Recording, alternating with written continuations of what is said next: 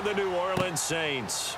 That's fielded in the end zone. And he'll elect not to return this one, so they'll bring it out to the 25 on the touchback.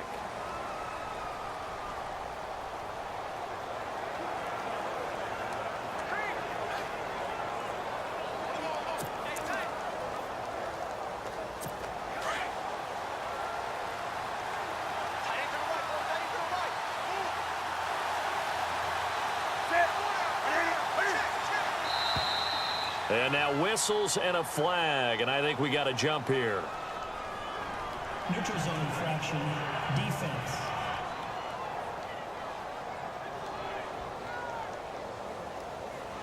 And he got a little aggressive too early.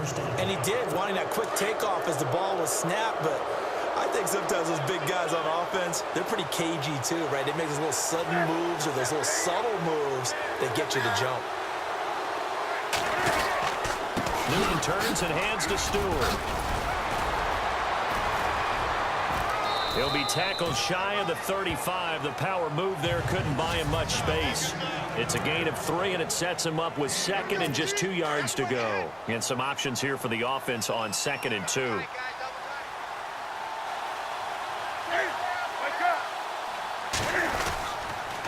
This is Stewart again. And some space here. And he's taken down, but not before getting this across midfield and just shy of the 40. 25 yards to pick up there, and also a first down.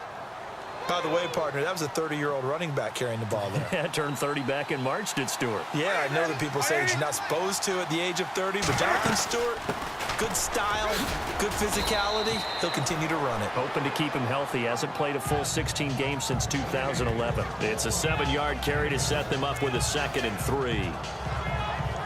That run right there was an offensive line coach's dream, wasn't it? Guys picked up all of their assignments, created a nice gap for the running back to get through, pick up 7 yards. Yeah, he's probably chortling on the headset right now saying, we got it going, boys. Let's keep it going. And the tight end Olsen, right side.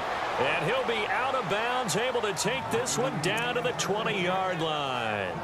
Newton to Olsen there for a Carolina first down.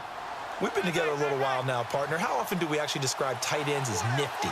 Because that's what I think of when I see Greg Olsen on the field. His ability to run routes, create space and separation, and make those catches downfield. Yeah, sure consistent. The numbers the last couple of years almost identical, and both over 1,000-yard seasons.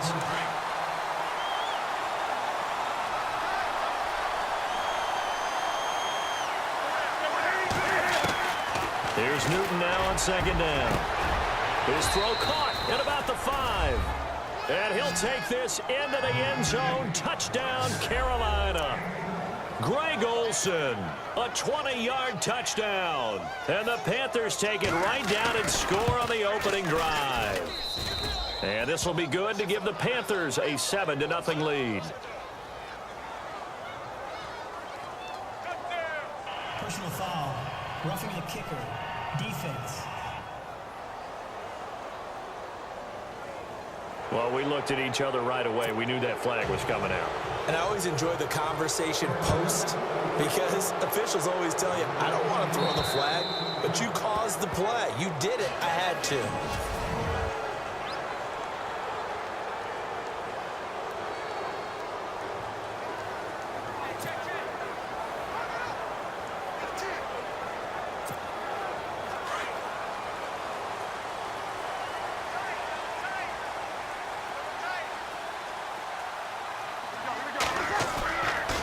Play fake here on first down.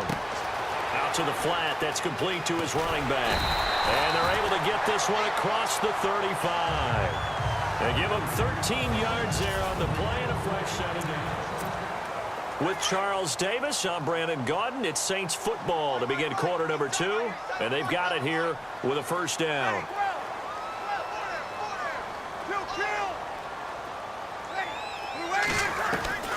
Shotgun now for Breeze. And it pops free. The collision there jarred the ball loose and brings up 2nd down. This defense not going to make it easy for you. They're a physical group, and we just saw it there on that play. It came in, made the contact, just as he's trying to haul it in. Back to the air on 2nd down. It's Breeze. And this is a catch by Ted Ginn. And he'll go down right around the 47 this time. 8 yards on the completion, but now they face third down. One thing I can say pretty safely, that route is not called if you don't have a guy who can throw the ball and put some mustard on it. Because if you throw a lollipop it in the middle of the field, bad things usually happen. It takes a strong-armed guy who can rifle it in there, and they were able to successfully complete that one. A nice pickup there of 11 yards, and it'll move the sticks. 2 minutes remain here in the first half. We're back to New Orleans after this.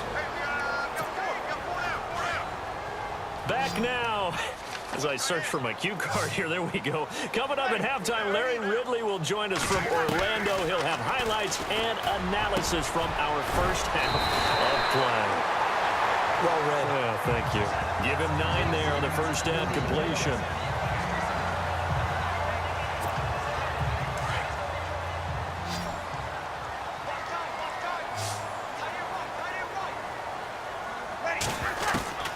Again, it's Breeze. Looking for his running back, and he's got him. And he works it to the 30-yard line here, right at the 30. 2 yards on the pickup there, but it's enough to give him a new set of downs. So many times you hear today's NFL described as a space game. Get your best players into space with the football in their hands. That's why sometimes you swing it out to your runner, get him out in the flat, and let him have a chance to make people miss an open field.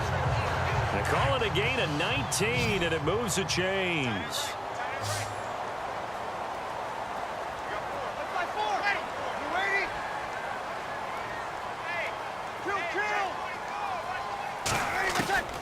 Breeze now on first down. And he is into the end zone. Touchdown, New Orleans. Ted Ginn, a 12-yard touchdown grab. And the Saints are within an extra point of tying this thing up. And a little time left on the clock, so on the other side, they're thinking, gosh, we'd like to get that lead right back. Yeah, thanks for pointing that out. Here I am going ahead and tapping out the first half. Well, there's still time. They've got to make a decision about what they want to do on the kickoff, where they want to let their return guy touch it. And he fires one incomplete. So what do you think the mindset was there? You can tie it with a PAT here first half. Why go for the lead right now? The old school mindset says if you have a better team, you just go ahead and continue to try and dominate. There's also a school of thought, if you don't think you're quite as good, you have to try and take advantage of opportunities. And finally, I just think this is analytics coming into the game. Someone saying the more you go for 2, the better your chances are of actually getting them. Illegal block in the back. Return team.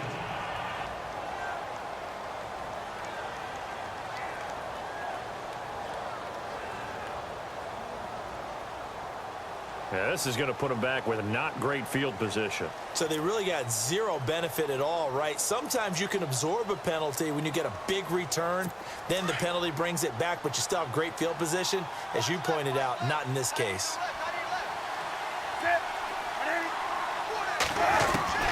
Now Newton on first down. And Olsen over the middle.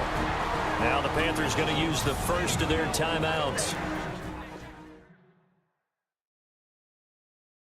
As the clock stops here with 46 seconds remaining in the first half.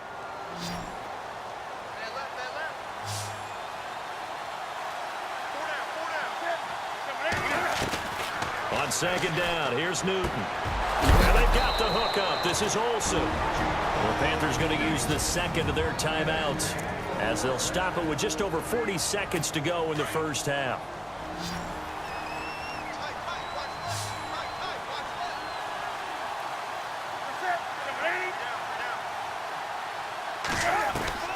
Newton on first down. And he fires one that's intercepted. Picked off by Von Bell. And he'll score. Touchdown, New Orleans. Charles, I'm looking at you, and understandably your mouth is wide open in disbelief. What were they thinking? That's going to be one of the great mysteries, but I do know this. When they went out on offense, I will guarantee they told them, don't just make anticipatory throws. Make sure you see it before you throw it. Didn't happen here. Trying to protect that lead, and now they gave it up. Will Lutz on for the point after.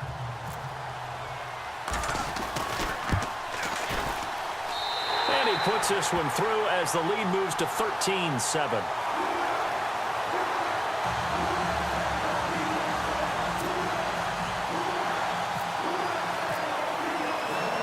So they'll get another shot on offense following that pick six. And now the kick is away. That's fielded in the end zone. And he won't return this one. He'll go down to a knee, and they'll start at the 25. The Panthers offense here, they get ready to head back on the field. And what do you think goes on here in this situation? If you got the football, you're trailing, you're back in your own territory with just a little time. Do you try something? You're thinking about jump-starting your team, right? You just mentioned it. They're down. They're trying to get back into the game. But you got to figure if something goes wrong, you may have put yourself in a spot where you may not be able to come back in the second half. Managing risk, this is a big decision here.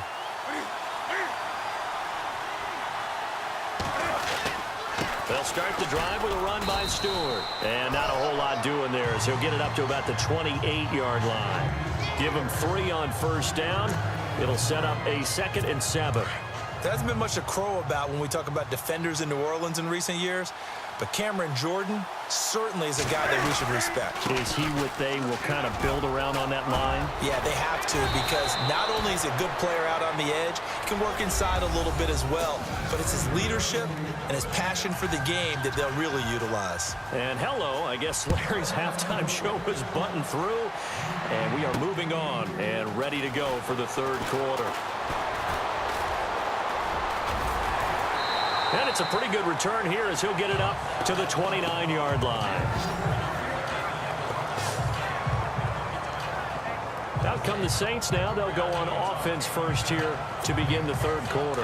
They have the lead. Now they'll be looking to extend that lead. And this is where I enjoy talking about one of my favorite subjects, tendency breakers, or counters as I also like to call them.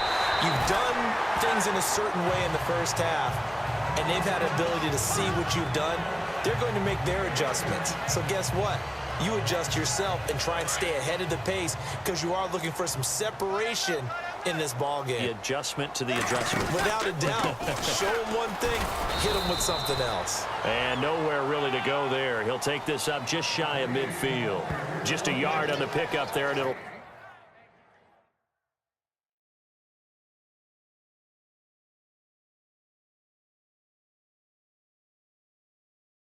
bring up a 2nd and 9.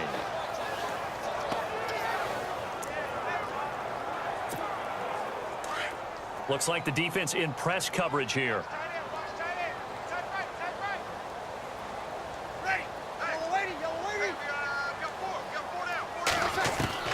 On 2nd down, here's Breeze. Throwing for his running back, and he's got him complete. And he'll be brought down at the 45-yard line. It'll be a gain of 6, and that'll lead here to a 3rd down. I know most of the time when the ball's in the air, you're thinking wide receiver, tight end, but running backs, they can be a big part of any passing offense nowadays. Now Breeze. And he's got Snead.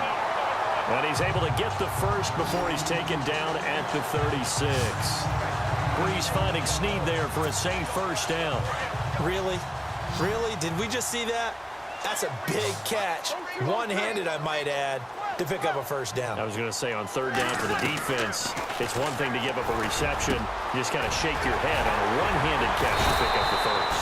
And they'll get this one down to about the 20-yard line. A solid gain of 15 yards, and the sticks move. And this is why trying to cover the angle route is so difficult. Anyone playing the linebacker position, when they see a running back out of the backfield widen because he heads towards the flat first, oftentimes you widen too much and overcommit. He cuts up inside, and that's what we saw there. A nice pickup for a first down. 11 more yards that go around, a first down as well.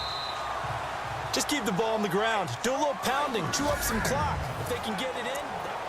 Back now here live in New Orleans. It's the Saints. They'll be looking to expand their lead here. They've got the football as we start the 4th. From the gun, it's Breeze. Finding his safety valve here. That's complete. And he'll be brought down this time at the 5-yard line. That'll bring up 2nd and goal after the gain of 5. Time is starting to run out, really becoming a factor. We'll see if the defense can get the stop they need to get the ball back to the offense. Breeze to throw on 2nd down. And a big turnover there as his guys will get the football back. A critical error there in a tight game in the fourth.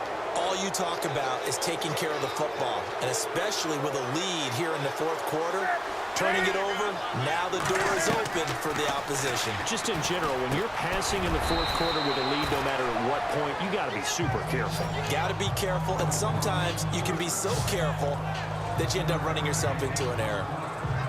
Well, clearly one of his advantages as a passer is his height, sit back in the pocket, fired over the middle. That makes things tougher defensively, doesn't it? It really does, because your goal is to move the quarterback off his initial spot when he gets his drop back completed.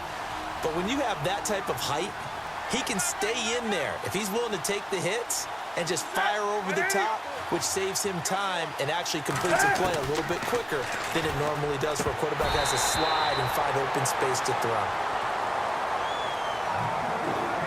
Fair to say, hasn't been his best game throwing the football, but also not getting a lot of help out there either.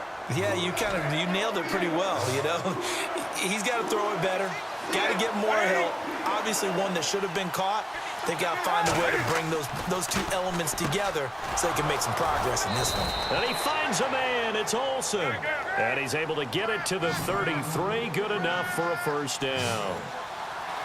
It's a pickup of 6 and good enough to move the chains. This one complete to Devin Funchess.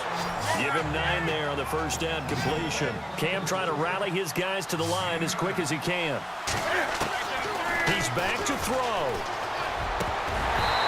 And that's incomplete.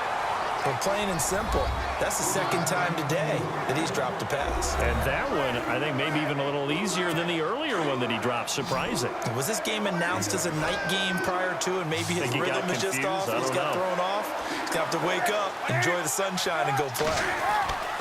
He'll look to throw.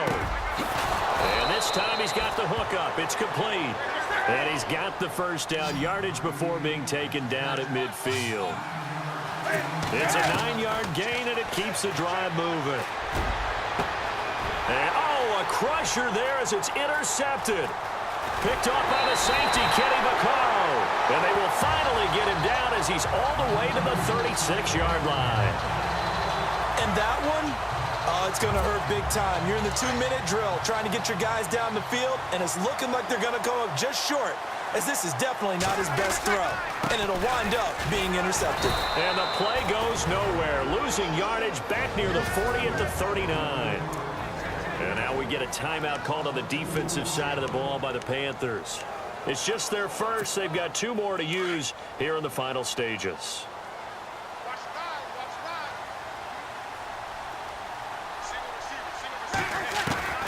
Bree's going to throw here. He dumps it down to Ingram. Now a second timeout called for by the defense. That'll leave him with just 1 remaining in this fourth quarter of play. And on third down, a nickel formation here defensively.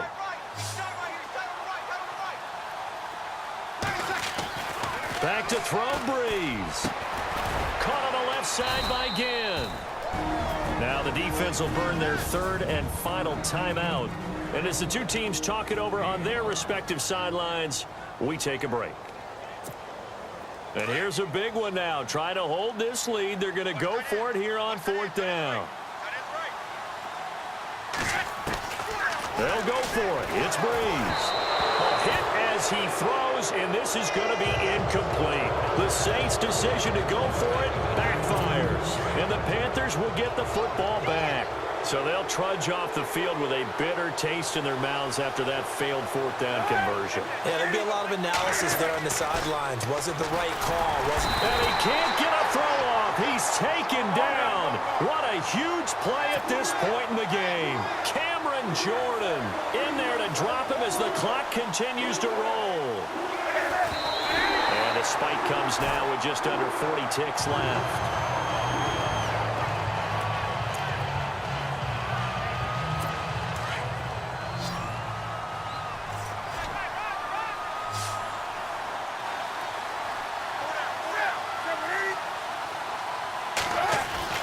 They'll look to throw. It's caught. Shepard. The 20, 10. one. And he is in as they have tied it late here in the final minute of the fourth quarter.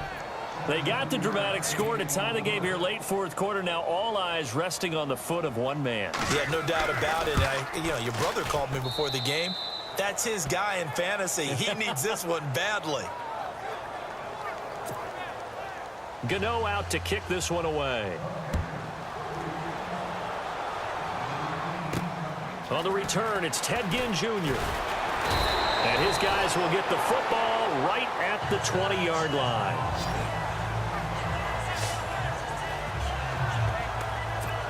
Drew Brees getting ready to go again on offense. This is something we've seen many times over the course of his career. Can he pull off another fourth quarter comeback?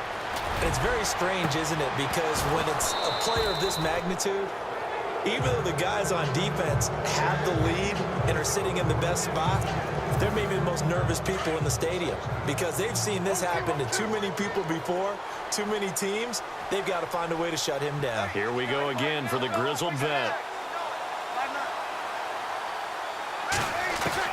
Back to throw. And that one got tipped, kind of threw everything off. It brings up third. Well, these corners, I tell you, they've done excellent work all game long. They remind me of guys in the past who just said, hey, throw it out here 100 times. Nothing good is going to happen. And if you throw it in the wrong place, I'll take it the other way. It's complete to Flainer. And he'll be out of bounds up past the 45. They give him 27 yards on the third down conversion. Partner, it's a lot of fun watching the NFL now, isn't it? Because when the big fella runs routes, it used to be when we were kids, he'd run about 3 different routes, and that was it. Now he can run anything and catch the ball, as we just saw there. And that'll be incomplete with just 6 seconds left on the clock. Looking to go back to Thomas again, and that'll bring up second down. One final shot now. I'm not even sure he can get it to the end zone, though, from this distance. That's going to take as much arm as he has, and you actually have to plan for the contingency. Maybe you're playing a tip, try and get someone down who can tip it up and keep it for your own team and try and get to the end zone that way. And he can't corral it. That would have wrapped it up if he'd been able to hold on. Instead, it brings up third down. So he's unable to complete it there, and just not the game that you would expect from him. He's been off the mark, really, start to finish. Yeah, it makes you wonder what exactly is going on. Is he a little bit dinged up here? Or is he just off just by a bit? Maybe he can get it back in this situation. He'll need to. Well, going into the final play of this game, they knew that